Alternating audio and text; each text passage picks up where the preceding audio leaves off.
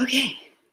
You're now live. Am I trusting that? It begins. Okay. It doth begin. I don't trust everything, I read, these days. But this says we're going live, that we are live. If it brings you happiness each week, then that's all I could ask for. To go, ooh, it's a live button. We hit the live button. We did. Hello, everyone. Hello, everyone. They are slowly joining, and I'm making sure everything's working. Which is your job. That is my lot in life. And it's a lot. Everything is a lot now that you're getting part-time sleep. Some sleep. Yeah. Some sleeps. We sleep a bit.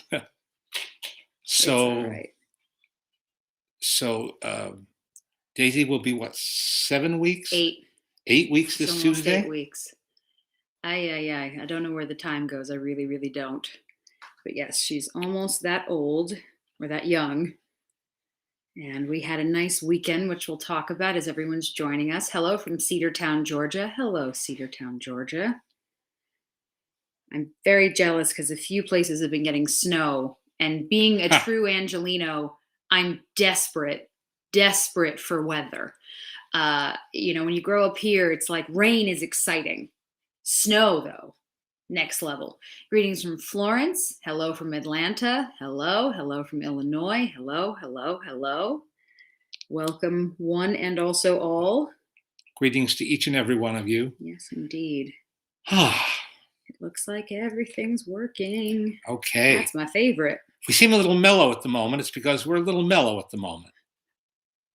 We're still in the process of waking up, and even though we give the impression of being awake, but we're going to... May I suggest that banter is not your thing? No. Banter. You couldn't have been a big band guy. Hello from Sydney, Australia. Hello, Sydney, Australia. Hello, Sydney, Australia. Hello. Where it's already tomorrow. Hi, Dava Savell. Hi, Dava. Hi, Dava. How you doing? Greetings from Norway. Hello in Norway. We've been there. It's absolutely beautiful.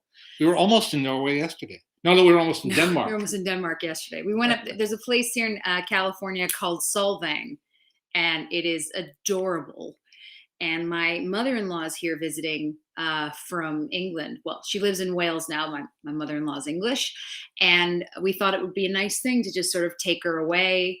And we had a great time. And we ate lots and lots of Danishes. Yep. Many a Danish and a Danishes all over. It's so good. If you've ever been to Solvang. All good. If you've ever been to Solvang, it's just a really lovely little getaway. Hello from snowy Canada, you lucky duck, Alex. I will take your snow. Will very happily take your snow. Man, oh man. It's, as I say, it really, it's the most Californian thing about me for that. Oh dear. You are such a cute couple. Where did you first meet? Well, This is going to be a little awkward. Yeah. You see, this is my dad, and I am his daughter. This is my daughter. So when did we meet? About 35 years ago. Give or take, about 35 years ago. And it was a sudden thing. It was a sudden thing. All of a sudden. I'll be honest, I don't remember much about it. But yeah, dad, daughter, not couple. Hi from Glasgow, Scotland. Love listening to you. Thank you, Glasgow. I was just, a friend of mine is a performer, and she's heading back. She lives here now, but she's heading back to the UK and going to be doing shows in, I think, Birmingham, Glasgow, London, and somewhere else. Glasgow is wonderful. You have the most gorgeous architecture. Ken says, happy birthday to you, Leonard Maltin. Birthday wish, if you could remake, greenlight any misfire film from the past, which film would it be, and who would direct and star in it? Oh my. It's not an unfair question, but yeah. I don't think in those terms. I deal with the reality of what films are and what films are coming, and I don't think, gee, this didn't work. Yeah. Let's do it again. Yeah. This is terrible. I want more of it. No, I don't know. I don't know. What would you want? I mean, in terms of people we love to watch, the whole point of us having the podcast that we do is that we talk to all these people that we love. Toni Collette is someone we haven't spoken to yet, but she's one of our favorite actresses. And it's hard not to love her. She's amazing. Who? I mean, there's so many. We've gotten to speak to Ann Dowd, which was very exciting because she's Who's got a incredible. current movie called Mass. Yep. Which I believe is on VOD. Yeah, Mass. It's very much worth seeing. It's a 4-character piece, 2 couples who have an awkward history together. Yeah, they have a tragedy in common. Yeah, and they are Reed Birney and Ann Dowd and Martha Plimpton and Jason Isaac. Yeah. So you got 4 really fine actors. Jason Isaac's another one. Can you go wrong? Not really. Yeah. And he does not stop working. I love it. Every time I turn on the TV, he's somewhere. He's somewhere around. He's either got 2 or 3 kids that he's raising. So we cost money. Yeah. That's a powerful motivation. It's true. Happy birthday to the wonderful Mr. Maltin. Enjoyed your program through the Disney Museum. Yes. So yes. Oh, that's nice. Thank you very much. Yeah. Yesterday was his birthday. But we'll celebrate you all December long. Oh, shucks. And yes, you just did something on Wednesday with the Walt Disney Family Museum. Yep. And I did a sort of an Ask Me Anything. Yeah, an AMA, as the young folks call them. And yeah, you enjoyed it. We loved anything we can do with the museum is great because it's such a wonderful place. And you share a birthday with Diane. I don't know if you remember that. No, I don't remember that. My dad and Diane Disney Miller have the same birthday. So she was a very special person to us and in general. And it fits that you two will be born the same day. Have you seen the new Paul Verhoeven film Benedetta? No, not yet. Not yet. Still catching up. Yesterday was the LA Film Critics Association voting. Actually, yeah. And the results have now been posted. And I was watching films with the specific purpose of catching up. Being able to vote legitimately. There were 1 or 2 categories where I abstained because I felt I hadn't seen enough. And so I watched Asghar Farhadi's A Hero for that purpose. Yeah. The other night. And it's a good film, but not a great film. This is the Iranian director who made A Separation. Yeah. And he'd made good films, I'm told, before that, but that was the first one sort of broke through to the Western world. And it is a incredibly powerful film. A Hero has moments that are great, but it didn't do 100% of the job for me. Yeah. No. But you don't know till you see it. Vienna is saying that she loves your pillow, your I Was Misinformed pillow. Oh well, so do so I. Good. that is a souvenir of the now departed Warner Brothers stores. Womp, womp. One of the best stores ever. I'm still in mourning. Ever. We'll never still be in over mourning that. over the Warner Brothers stores. Man, oh man. And then she's asking if you've seen the documentary on Max Steiner. Yeah, I'm in it. Yeah. I have seen it and I'm in it. Have you seen it? Yes. And also my face. Yeah, and it's good. Yeah. Very well done. Hang on a second. Greetings, wonderful Maltins. Hi, Jeff. I'm a screenwriter between specs. Tell me what you want to see and I'll write it. Very kind. Something fresh. Yeah. Something original, maybe provocative. I think one of 2 ways here. I either just want something really well written and I don't care what it's about, or something that just makes you happy. That's what I would say. Well, I watched George Clooney's The Tender Bar. Yes. The other day, and by the way, we have just slaughtered. I know, which is getting very unkind reaction from most of my critical colleagues. I thought it was a sweet film, and it's a coming of age story told in flashback and retrospect. Mm-hmm. And a newcomer, an incredibly precocious but endearing young boy named Daniel Ranieri plays the hero as a young boy. Then Ty Sheridan takes over the part in teenage years. Yeah. And Ben Affleck has a very good role as his uncle, who's a bartender, a philosophical bartender, if that's not a redundancy. Mm-hmm. And the wonderful Lily Rabe, who we just got to interview, which was really exciting. Plays his mother, his loving mother. Yeah. Christopher Lloyd is his grandfather. Yep. That's a solid family, right? Yeah, A wacky and solid family. it's a sweet film. Yeah. I mean, it's not the most original film. Yeah. It hits beats and story points we've seen before, Yeah. and sometimes the film uses old hit songs to carry some of the emotional weight, carrying some of the heavy baggage. Yeah. And that's not my favorite thing. Yeah. In movies, but again, it's just what you just said. It's nice. It's sweet. It's likable, and it's a film that you can genuinely describe as nice. Yeah. It's in theaters now. Yep. And then in early January it'll be on Netflix, on Amazon. I made that mistake the other day. I'm not going to make it again. It's on Amazon Prime. Don't get it wrong. Don't get it wrong. The nice publicist about had a heart attack. Amazon Prime. Yes, Amazon, not the Netflix. Frank just got back from seeing Spider-Man, he says, and you liked it. We have not seen it yet.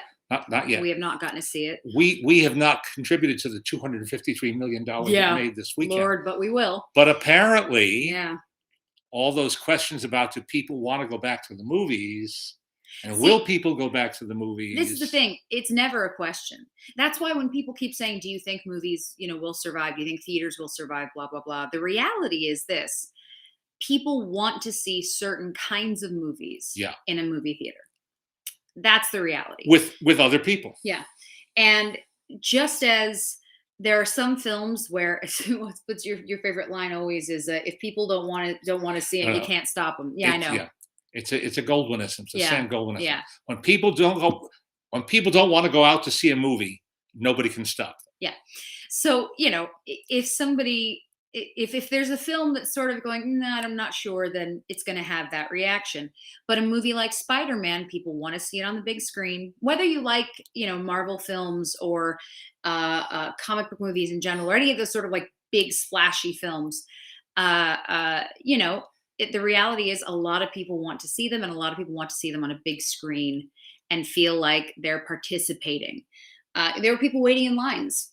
There are people waiting in lines to see it first thing. And I understand. I get it. It's something exciting to look forward to, especially when we've all been going through the kind of stuff we've all been going through. A few people asked me about different films that are happening right now. We'll go through them. As say we have spoken quite a bit about them. So in some cases you can go back to like last week's episode, which is on YouTube. If you didn't know, we live stream on Twitter, Instagram, Facebook, and YouTube. And the YouTube video, all the videos live there, but YouTube, it's easy to find. If you go to our channel, which is Maltin on Movies, you can watch any of these whenever you want to.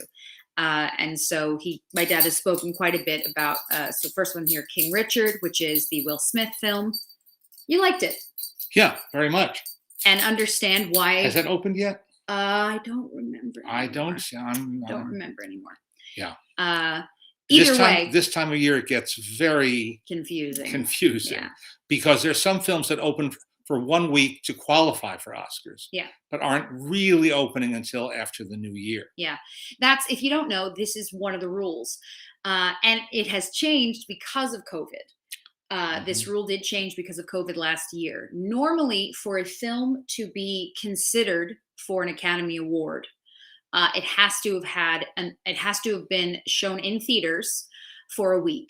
Usually New York, LA, Chicago, some version of that. But they can do it in any theater they want. It can be like the tiniest theater in a corner somewhere. Yes. It just has to show. Theater 7 in a 6-plex. That's it. Yeah. Yeah. Exactly. It doesn't. The specifications are not so intense that it has to be. They must be at an AMC in the middle of town. Yeah. But yeah, they must show for a week. But now in the age of streaming. Yeah, and again because of the pandemic, which changed everything, they sort of had to alter the normal rules. But that is what's always been confusing for us, because something might open December 1st to December 5th and then go away until it might open for just those qualifying 7 days. Yeah. And again, it could be one theater in LA, one theater in New York. Yeah. I think that's what they've done with Pedro Almodovar's new film, Parallel Mothers. Yes. Which won a couple of awards this week. Including, someone mentioned earlier that they were excited that Penelope Cruz won. Penelope Cruz won for Best Actress. I'm going to go through that list in a second just to let you know where the voting went.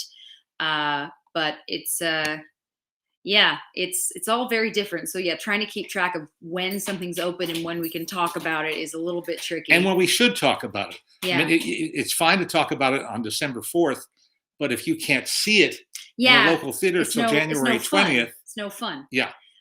What did you think of the new I Love Lucy movie? Again, and when you just posted the review, you can go to leonardmaltin.com for all of his reviews. We just posted 4.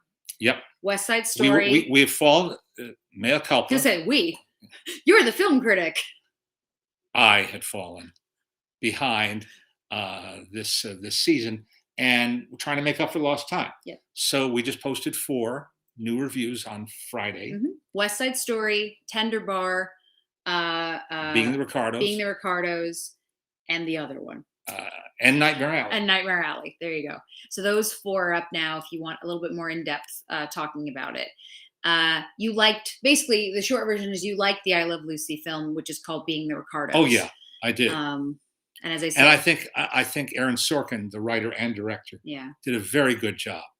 And Nicole Kidman, I mean, no disrespect to Javier Bardem, who's really good as Jesse Arnaz, but Nicole Kidman is spectacularly good as Lucille Ball. I mean, and how do you do that? How do you embody somebody that we all know so well? I mean, the public persona we know so well. Yeah, it's tricky. Now, there's actually, I was going to send this article to you because I found it fascinating. So a conversation that comes up a lot, especially now more and more, is can someone play something that they are not? And Aaron Sorkin and Nicole Kidman were interviewed, one second, for the Sunday Times. Hold, please, I'm just getting it up here. And the whole thing is about, well, shouldn't say the whole thing is about, but it gets into, Aaron Sorkin was really frustrated that when he cast Javier Bardem, people were angry with him because he's not Cuban. And so he's Hispanic, but he's not Cuban. He's Latin, but he's not Cuban. And this is something that Aaron Sorkin feels is a really difficult and dangerous situation because it means, I'm sure you've heard some people are saying that, if you have a character who is handicapped, then the person playing them should be handicapped. If you have a person who is transgender, then it should be played by a transgender actor. Somebody who is deaf. You should use someone who is actually the thing. Yeah. And, the reality is, I think that in some cases, I agree very much. In some cases, I agree because it gives someone an opportunity. Right. Which otherwise they wouldn't necessarily, let's say somebody who is, who uses a wheelchair. That person is in a wheelchair, which means that they couldn't have a role, again, stereotype. Which hinders them, having a choice. Yeah. Choice. So let's say, so they can't be a football player. Yeah. In a film. So on the one hand, you're saying, well, give them the opportunity.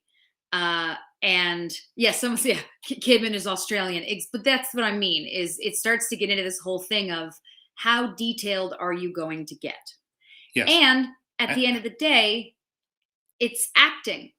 And just with all the talk of inclusivity these days, there's very little talk about exclusivity, which is the opposite, which is that you are excluding talented people from being considered for some roles because they don't fit exactly into the pattern. Yeah. It's such, Anthony Quinn for years was the best example of this. Anthony Quinn, who was Mexican, and not everybody knows that, played Zorba the Greek. Unforgettably, he played an Arab chieftain in Lawrence of Arabia. He played Muhammad. He played virtually every nationality on the planet. And the person who's followed in his footsteps is Alfred Molina. Yes. Who has done the same. Alfred Molina, who when you meet him, is a Cockney. you know, and He's a big, tall Englishman. yeah, And were his last name not Molina, you might not even know that he was Latin at all. and And he's played everything you can think of. remember the first scene of Raiders of the Lost Ark? If you've ever seen that movie, chances are you do, where Indiana Jones is inside that cave with a very frightened Yep. Middle Eastern guide, I guess it is. Mm-hmm. That's Alfred Molina. I think it was his first screen role. Yeah. You know, now, did he do a good job? Yeah. Yeah. You know, should they have cast an authentic, you know, actor of Arab descent? I don't know. They cast an actor who they knew would, you know, be convincing in the part. Yeah. This is where it gets dicey. It gets tricky. It gets very tricky. You know, James here is saying the same with Ben Kingsley. Yes, exactly. Yes. That's when people want to initially come for him for playing Gandhi. They go, no, actually, Yeah. It's a tricky thing. In the same way that there was this whole conversation when Brie Larson talked about this a few years ago when Wrinkle in Time was going to come out. The interview that Brie Larson gave was really taken out of context. And it was a whole thing. And what ended up being the pull quote people used was something along the lines of, I don't care what old white men have to say about this film. That's not who it's for. Mm-hmm. I want to hear from younger people. I want to hear from women of color, et cetera, et cetera. And again, my dad and I sort of went, well, and I completely understand that. I do. I get it. Because it's the same for me. If you're going to go see a movie that may be meant for a younger audience Mm-hmm. And it doesn't work for you, well, there may be a reason it doesn't work for you. You know, it's not aimed at you. But that doesn't mean that you aren't allowed to have an opinion. Yeah. And again, it gets tricky the more you sort of box everything in. Every time you think you have the answer to this Yeah. conundrum, you don't. It conundrums further. Yes, because there's another example that will counteract what you think you believe. Yeah. And it's and sometimes it's because you don't realize. Yeah. Somebody has fooled you. Somebody's pulled the wool over your eyes. It's called acting. Yeah. And so it's a very slippery slope. I was just joking. The second season of The Witcher is up on Netflix now, and my husband really liked the first season, so he's starting to watch the second. And there's Henry Cavill; he's the lead. And I teased him, and I said, "Wow, you know, Henry Cavill has a really good British accent." A lot of people don't know Henry Cavill is English because he plays Superman as I was going to say as an American, but he's not an American, is he? He's Kryptonian. He's a Kryptonian, yeah. But let's say he uses adoptive American. Yes, he uses an American accent. Let's say, you know, it's the same thing. A lot of people talked about with Idris Elba. Mm-hmm. And folks like that who starred on shows that were hugely famous, and they didn't use their real accents. People don't even know that that's not where they're from. Yeah. So again, it can get into this whole thing. Well, why cast an American as an Australian? Why cast et cetera, et cetera? I think that sometimes it just gets to be too much. And my hope always is that the pendulum eventually just chills out. Victoria says Andy's hot. Yes, Henry Cavill. Henry Cavill is my husband's biggest man crush. And when he told me that, I said, you know what, honey, that's fair. That's completely fair. I get it. Francis is asking if we think that DVDs and Blu-rays are still going to be so collectible as sort of everything shifts. Well, not if the big boys have their way. But fortunately, there are some hearty and stubborn independent distributors. This question is, do you think DVD and Blu-rays will ever disappear with so many collectors still loving it? I don't think they're going to disappear. No. I think they're going to be harder to find in some cases. And some of the big studios will stop releasing them in that form. So whether they'll license a smaller distributor to do it, like Criterion being the obvious example. Yeah. Criterion Collection, the gold standard for Blu-ray and DVD. Mark says Kino Lorber rules. Yes. Kino Lorber is great too. Kino Lorber is wonderful. Yeah, Shout Factory. Yes, this whole list. Flicker Alley. Yep. Who are we insulting by forgetting? No, I mean this is your list. It's Classic Flicks. Yeah. Which is doing some wonderful stuff right now. Lobster. Yes, Lobster Film. There's so many. There's Undercrank. Undercrank Yeah. Productions. Lots of really, really good ones. So no, I don't think it ever really disappears. And I'm someone, I like physical media. I like to hold things and touch them. Warner Archive Collection, absolutely. I really like having something. So for me, my favorite movies, I want to own them, not just have them streamable, not just have them in the cloud Mhm. downloaded to my, computer, whatever it is. I want to own it and Right. have it. And sometimes the packaging Oh yeah, well and they know what they're the doing, don't booklet, they? the essays, Yeah. all of the accoutrements Yep. that come along with the disc are what make it appealing. Yeah. Yeah. As a few people are mentioning just different times that actors, you know, had controversy because they were playing roles they weren't supposed to. Again, however you want to phrase it. I think that in general, I would say that this lovely group of humans that hangs out with us on Sundays, we all have a fairly similar opinion in this. I would think that we just really like good actors, we like good scripts, Yep. and we just want to see the best version of something. Hmm. And I don't particularly care how that comes about.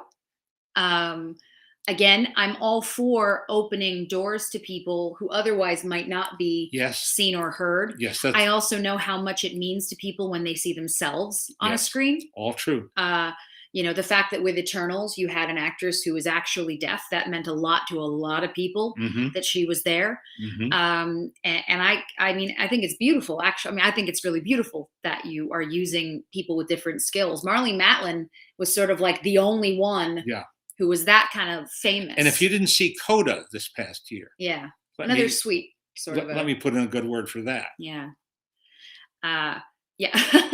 It's one thing to have actors play someone of another race, and then there's Mickey Rooney in Breakfast at Tiffany's. Yeah, that's always going to be a fun one. That's always going to be a fun one. Man, oh man.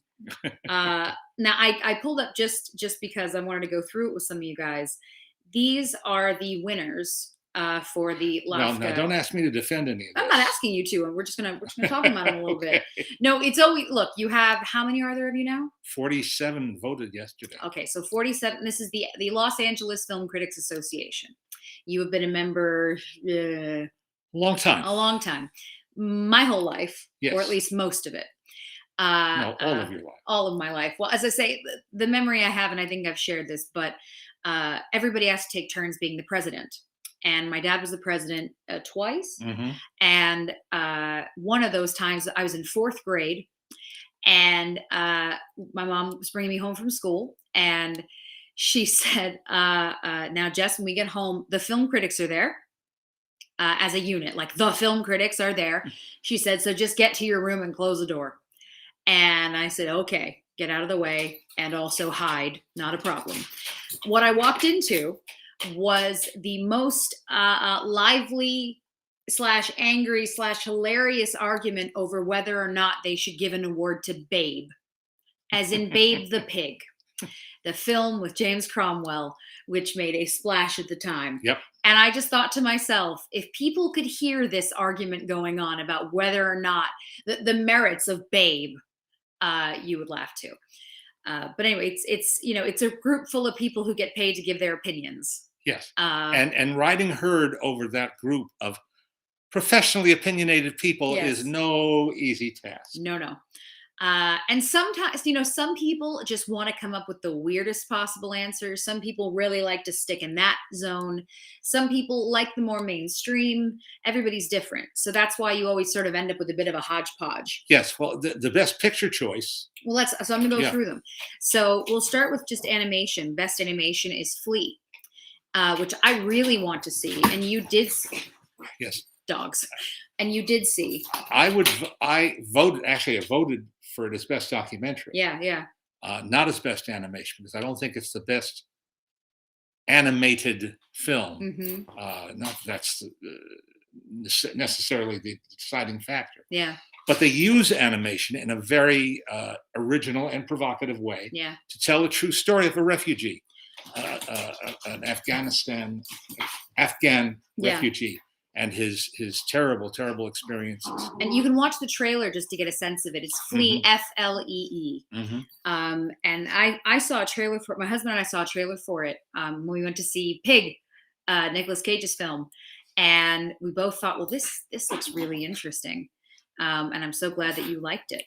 Now, one of the things that the LA Film Critics do is they tweet as the voting happens, so they tell you who is runner-up and who is the winner, which I've always found interesting, because you sort of get a sense then of where the minds were at. So you'll see, oh, this won, but this had an honorable mention. You can go to their Twitter and you can see sort of what came up second. Your best documentary for nonfiction film is Summer of Soul, which I loved. Yeah, and that is Questlove's film, and it's very special. It's a wonderful film because it's, on the surface, it seems to be just a music documentary showing a parade of wonderful performances, all taking place in Harlem in the summer of 1969, and it's people, everybody from Nina Simone to Stevie Wonder, and back again.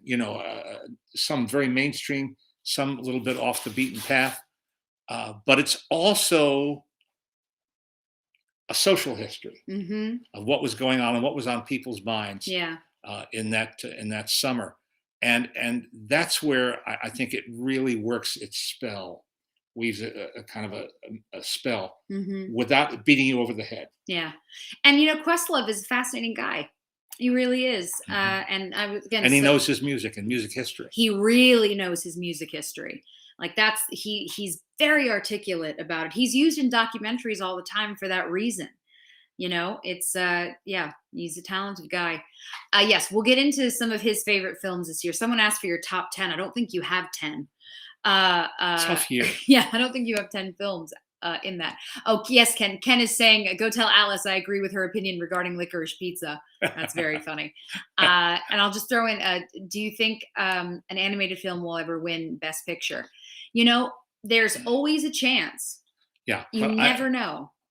When the Academy, it was in the 90s when Disney had its renaissance. Yeah. The year that Beauty and the Beast came out, I think, was the first year. Did it actually get nominated? I think it may have gotten nominated that year. In any case, that was the first time there was significant support for an animated picture to be in the running for Best Film. But then they adopted a new category. Yeah. For Best Animated Feature, and I think once they did that, they said, well, that's where the animated films belong, in their own category. So I don't think it's going to happen too soon, if ever. Yeah, but you never know. Nope. Because you never know what's going to happen, and you never know. And now the Academy membership is much larger and broader. Yep. And you never know what's going to sweep people up. Yep. Because remember, there have been so many times when a film wins that people are initially going, oh no, there's no chance. You don't know. Hang on. Your best film not in the English language, because apparently we're no longer using the term foreign film anymore, is Petite Maman, which I did not see. No. Best music score is Parallel Mothers, which again is the Almodovar film. Best editing is Summer of Soul, which is great. Production design went to Barb and Star go to Vista Del Mar, but the runner-up is Nightmare Alley. And Barb and Star is pretty wild looking, so I get that. Yeah, I understand. Best cinematography is Power of the Dog, with the runner-up being Dune, which again makes sense. Best screenplay is Drive My Car. And you and Mommy, did Mommy watch it too? She didn't really pay attention to it. She was but it didn't really out. work for you. No, oh no, Mabel, don't do that. This is again how we live. Mabel, don't eat the fluff out of the Mabel. Mabel's not a human. Mabel is a canine. Mabel is a dog who's eating the fluff out of a pillow right now. A mischievous canine. Mabel, and it stuck to you. Good grief. So you Drive My Car is a very intriguing Japanese film, and I think it's it's a brain drain. What? a story that means to be something else. Analogy? No. Metaphor? Close. Simile? No. Parable. Ah, sure. I think it's meant to be a parable. Hi, Logan. And it's quite long, but it held my interest completely. Very intriguing film, but not something that is spoon-fed to you. Yeah. And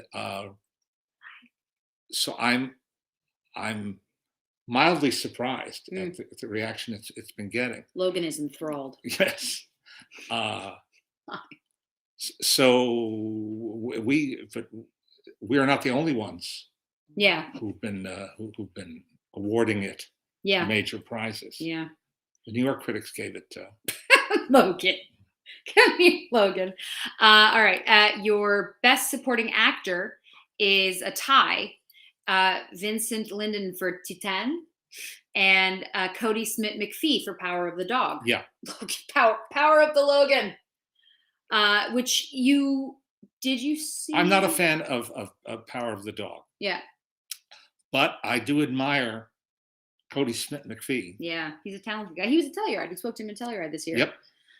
Best supporting actress is Ariana DeBose for West Side Story. Who I thought was great. And the runner-up is Ingenue Ellis for King Richard. Yeah, she's very good too. The best actress is Penelope Cruz for Parallel Mothers. And best actor is Simon Rex for Red Rocket, which the Red Rocket crew is so excited and so happy for him. Sure. With the runner-up being Benedict Cumberbatch for Power of the Dog. Your best director is Jane Campion for Power of the Dog. Runner-up being, I'm not even going to try to butcher that poor person's name, Ryosuke Hamaguchi. Yeah, who made Drive My Car. And your best picture is Drive My Car, with the runner-up being Power of the Dog. So, as I say, it's a bit all over, though obviously most of the group really like Power of the Dog. Yep. But yeah, and what would you say is your favorite film this year? I don't know. I would say Licorice Pizza and Nightmare Alley are kind of neck and neck. Okay. The top of my list. Of my very short list, I've never been less enthusiastic. Yeah. Is Luca this year? Luca is on my list. Luca's really good. Dune. That's the Pixar film. Dune is on my list. Dune. Dune. Gosh, what else? See, and one of the films that you liked that you saw at Telluride has not opened yet. The Jim Duke. Broadbent one, The Duke. The Duke. Yeah. So which is not it's not an award type film, but you. It's a very modest film, but really well done. Yeah. Directed by Stephen Frears. Yeah. I'm trying to think of what else? Is there anything else? My brain. I meant to bring my notes. That's okay. Oh, Mabel, stop doing that. I used to like that pillow. Oh no! Oh God! Well, and then the dramas off camera. All the dramas off camera. Thank you, Mabel, for eating that pillow. That's exactly what we need. Thank you, and thank you, Logan. So many kisses. Thank you, Logan. As I say, it's weird. I think that the movie that I liked best that I saw was probably Marcel the Shell with Shoes On that I saw in Telluride. I really liked it, and I don't know when it's going to open or sort of what they're going to do with it. Is it going to HBO? Did I read that? It is the film version of what started as a short that blew up on YouTube some years ago. Jenny Slate. And it's very sweet and it's very well done. And I think people will really enjoy it when they get to see it, because I think it's more than what you would have expected it to be. If you've seen Marcel the Shell, you wouldn't necessarily think, oh, that's going to make a great film, but it's so clever and the people who made it are so talented that it really, really do me works. a favor, since you are not tethered. You want me to go stop Mabel from murdering that pillow? Pull that pillow away. Oh, Mabel. All right. 1 second. 1 second. Oh, Mabel. And she's like, what? Why? Mabel.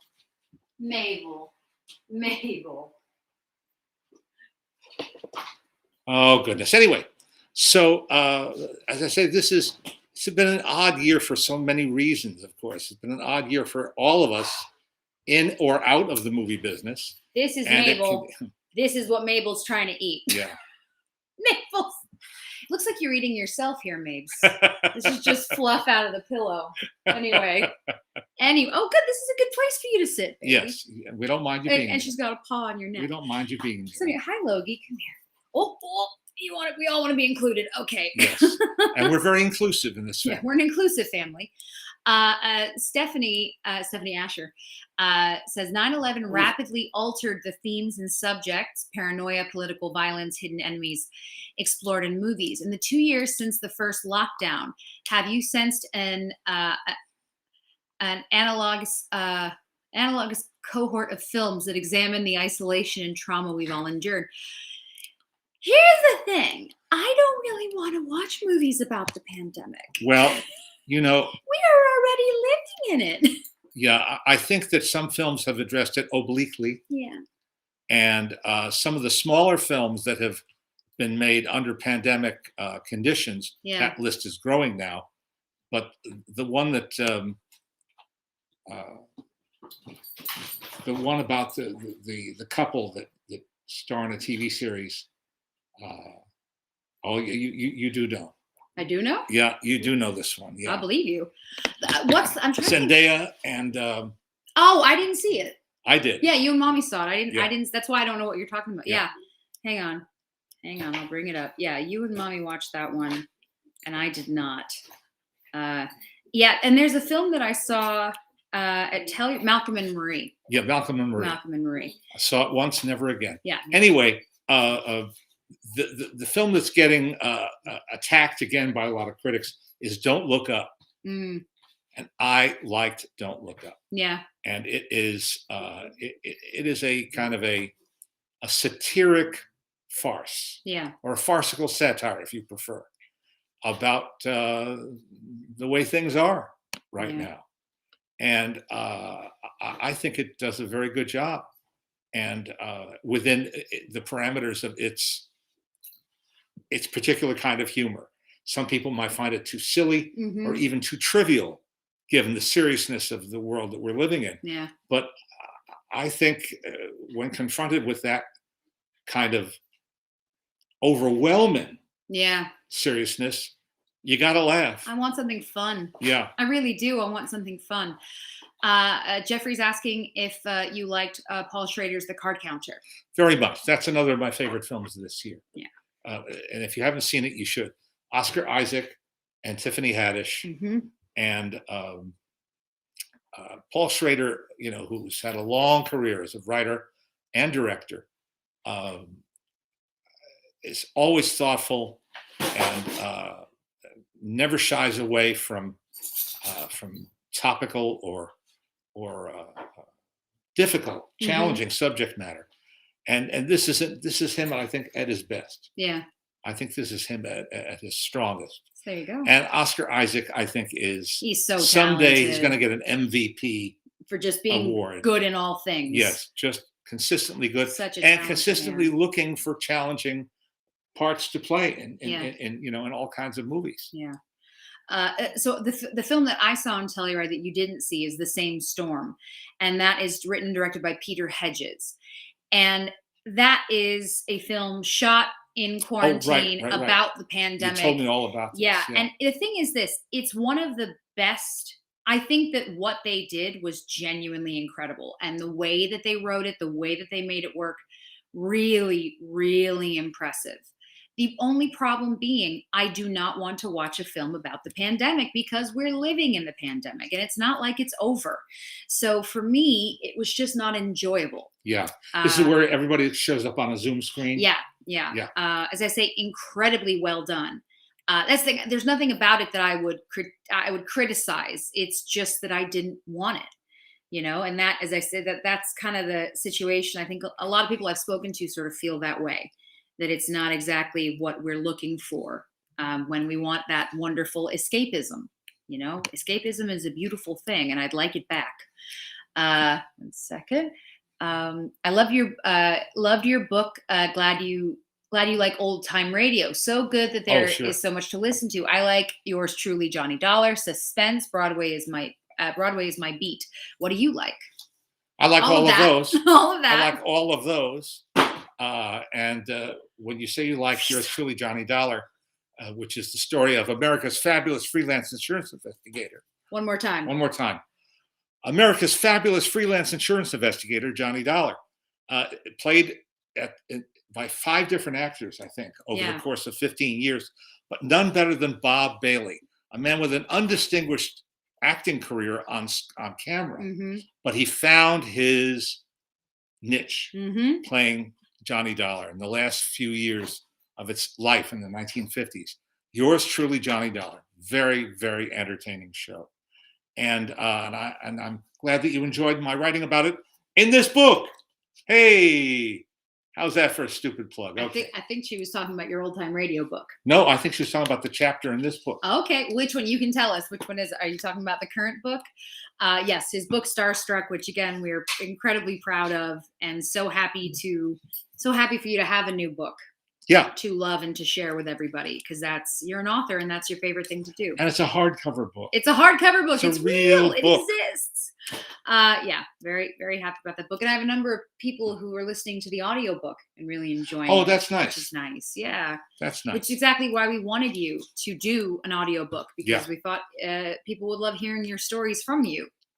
Not us, though. We've heard them all, but other people would enjoy it. I've just begun listening to your new audiobook. This Alice girl you've just met sounds like a keeper. I hope things work out with her. I mean, so in March they'll be married 47 years. So it's not working. It's all gone downhill. It's no good. Yeah, I think you two are doing all right. Yep. I found my mate. I found my we don't use the word soulmate, but I found my partner. I found my life partner. I think that if you want to sleep in your own bed, you'd call her a soulmate. A soulmate. Yep, soulmate. Yeah. That's the one. No. No, I think the best part is that you marry your best friend and then you just enjoy each other's company. Craig says, I haven't heard your thoughts on Rebecca Hall's film Passing. What do you guys... this is like having toddlers. I'm so sorry. Oh, no. What do they do? What are they doing now? That is Mabel. That is a gift for the baby. And Mabel's eating it. All the action's off camera. It's like having toddlers. Go on. All the action's off camera. Frankly, I was disappointed in Passing because I was so eager to see it. Again, expectations have a lot to do with how you react to a movie. I so admire Rebecca Hall as an actress. She's great. She's a chameleon. She can play almost anything. She was wonderful in that film, Christine. Yes. That movie. Tough movie, but she was really, really good in it. And so this is a feature directorial debut, and it stars two other actresses I like, Tessa Thompson and Ruth Negga. And it's about a woman who is passing for white in Harlem. A woman who's living in Harlem who runs into an old school friend who is passing for white and living a lie, living with a husband who's unaware of her, her background. And it's based on a vintage novel, I think from the 20s. And Ruth Negga. Yeah, I know Negga. What's Ruth's last name again? I know. Negga. She was in. No, it's not that. It's that it's a very difficult name to say because it can sound very, very bad. I get if you're that. not careful with it. She was in Loving. Yes. In that very excellent good movie. In Loving. Yeah. Yeah. So you have a lot of talent here in this film, but it was too laid back. Too it didn't indirect. Work for you. No, it didn't work for me. Didn't work for you. And I really, really wanted to like it. Yeah. But that happens. And as always, you can still watch something and respect the performances. Sure. And, respect everything about it.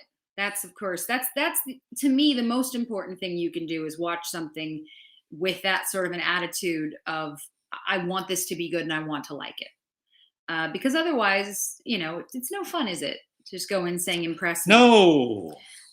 Favorite, okay, for this, I'm going to answer some of your questions here. Mike says, favorite Lon Chaney Jr. performance / brief thoughts on his career. Well, Lon Chaney Jr. is so good as Lenny in Of Mice and Men in 1939. that it's sort of a one-off. It's not like anything else he Hmm. attempted or was given the chance to do later on. But I love him as Larry Talbot in The Wolfman, uh, the tragic the tragic hero of The Wolfman. And after that, he did a lot of crud. He always gave it his best shot. You're so funny. Uh, uh, but yeah, a legend nonetheless. Yep. Let's see. Who would be your most desirable movie actor or actress to interview now? And who do you wish you could have met or interviewed from the past who's no longer with us? Well, I know who you'd like to interview now. What's your answer for me when I ask you that? I don't know. Jack Nicholson. Oh, Jack Nicholson, Yeah. yes.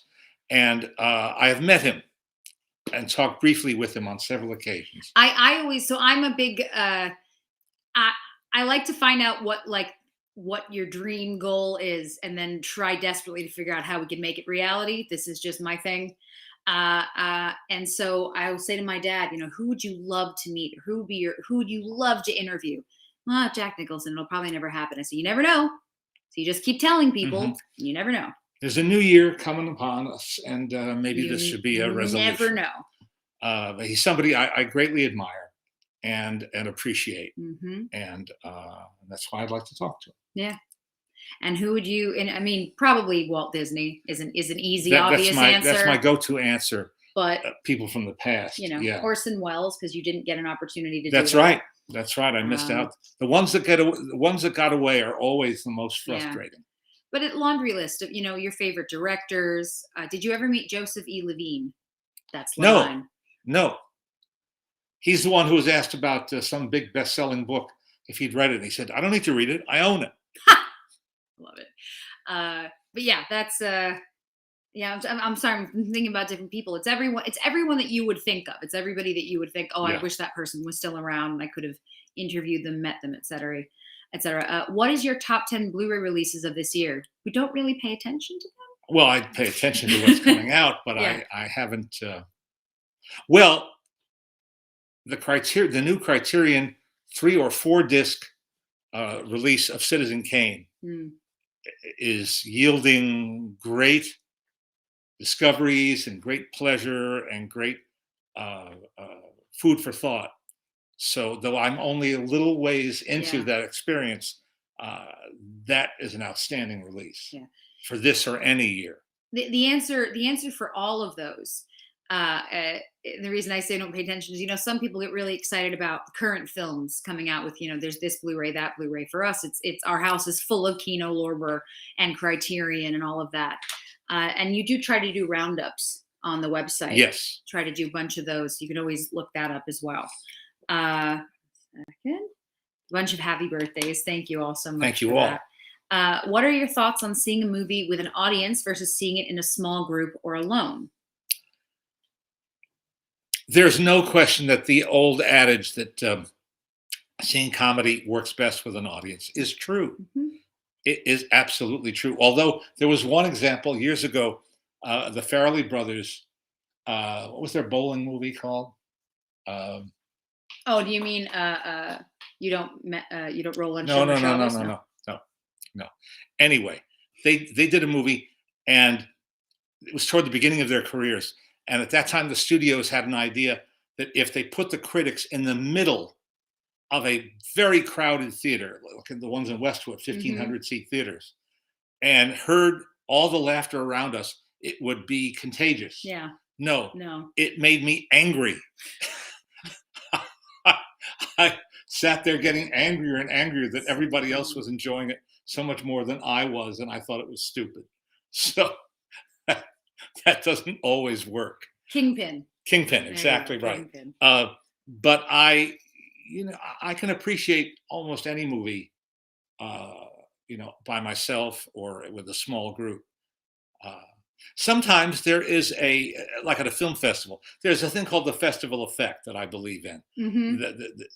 It's a truism that isn't always a positive thing. Yeah. But when the filmmaker's there and it's the first showing, it's very. There's a lot of energy at Mm-hmm. film festivals, Mm-hmm. and there's a sort of a camaraderie that happens. And there's also something about seeing the person there and Yeah. seeing the cast and the crew, and everybody's really excited. And So then you're rooting for the film. yeah, And you again, have a reason for rooting for the film. yeah, whether you like it or not, whether you like the film or not, you it becomes human. Is sort of what happens. It Yeah. becomes a human thing, as opposed to just going to a movie theater like you normally would and seeing a movie and there's nothing there. Instead, with this, you are involved. Yeah. So I think that's a big thing. So yeah, sometimes we'll see something and we'll really love it, or because there's a Q&A, there may be something you didn't understand when you watch the movie, but then they'll explain it to you. Then you have to go around to all your friends who see it later and go, oh no, what that was XYZ. It's like, okay, you have a toy. Well, Let me let's just go do through a few more of these, and then I promise I'll let you show off your toy. In the spirit of holiday giving, has there been a particular film you were slow to warm to and now feel a bit more generous with praise? One of mine is Amadeus, which I thought was overpraised, but I like much more now. I agree, actually.